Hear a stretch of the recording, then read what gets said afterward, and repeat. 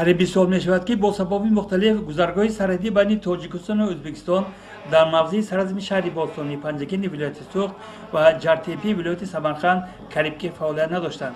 محض سیاسی دورندیشانی اساسگذار اصول وحدت ملی پیشوای ملت پرزیدنت جمهوری تاجیکستان محترم امام رحمان و تدبیرهای اندیشیده جانبداری همتای او پرزیدنت جمهوری ازبکستان شفقت میرزایی بود که یکم مارس سال روان این گذرگاه با فعالیت شروع نمود.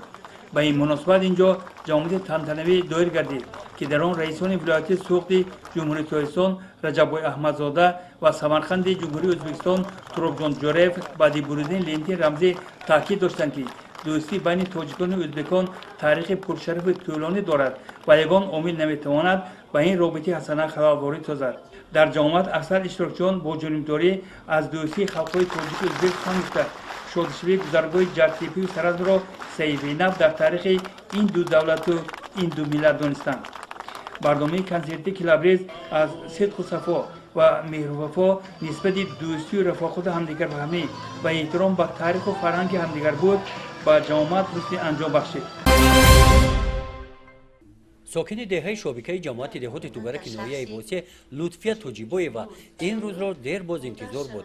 بعد 13 سال او با خواهرش بخورد. بعد دیداربینی خواهرش رو با شهر سمرقند گسیل کرده این تاثیراتش رو به همسایه ها نقل میکند. شکرانه پروردگار که همه رها هوشیدن ما با دیدار همدیگر رسیدیم.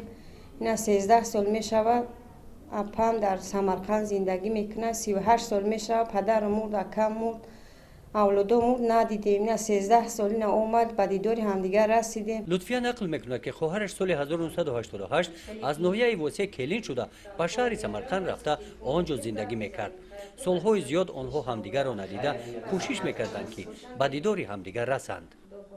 خیلی رها هوشید رحمت به پرزیدنت جمهوری تاجیکستان اموالی رحمان رحمت به پرزیدنت جمهوری ازبکستان. از فضای مساعد به عمل آمده استفاده نموده لطفیه مقصد دارد که فصل تابستان با عیادت خواهرش به شهر سمرقند رود. این آرزوی درینه او بود. آزمون افتابانو 2018 با تشبث جمعیت دارای مسئولیتش محدود پایگاه اتوماتیک کننده شهر خوجند در همکاری با بازرسی دولتی اتومبیلی ریاست وزارت کارهای داخلی جمهوری تاجیکستان در ولایت سوخت بخشیده به روز مادر برگزار گردید. در شرط اول آزمون اشتراکچیان زیاد در نزد اعضای حکمان امتحان سپاریدند و همگی 6 نفر بهترین ها به دوره دوم راه یافتند. یلدوز اسیمووا یکی از اشتراکچیان آزمون ولایتی افتابانو 2018 است. او دانشجوی کالج صنعت به نام صادرخان حافظی شهر خوجند می باشد و یلدوز امروز میسر گردید که در قطار بانوان و دختران فعال هنر و مهارت خویش را در این آزمون سنجد. در این دور بانوان و دختران نقلیات راندن و اعضای حکمان باشد چگونه رعایت کردن علامت و قاعده های حرکت راه از جانب اشتراکچیان را نظارت نموده بهاگذاری کردند. در آخر چاره‌بینی غالبان معین کرده شده به فعالان افتخارنامه تقدیم گردید. طبق بهاگذاری اعضای حکمان یلدوز اسیمووا از شهر خوجند سزاوار جای سوم، گلچهره خدیر و از شهر اسفره سزاوار جای دوم و مشوره ددوبای و از ناحیه باباجان غفورов سزاوار جای اول دانسته شدند. با آنها در وضعیت تنتنوی مدال، افتخارنامه، مکافات پولی از 500 تا 1000 سومانی و شهادتنامه رانندگی تقدیم گردید. در ناحیه فرخور باغ فرهنگی فراغتی از نو ساخته می شود. کارهای ساختمانی و از نوسازی باغ تاریخ حشر بر راه مانده شده. در این سمت همه تشکیلات و مؤسسه ها و ساکنان ناحیه فعالانه اشتراک نموده سهم ارزنده خود را گذاشته ایستادند.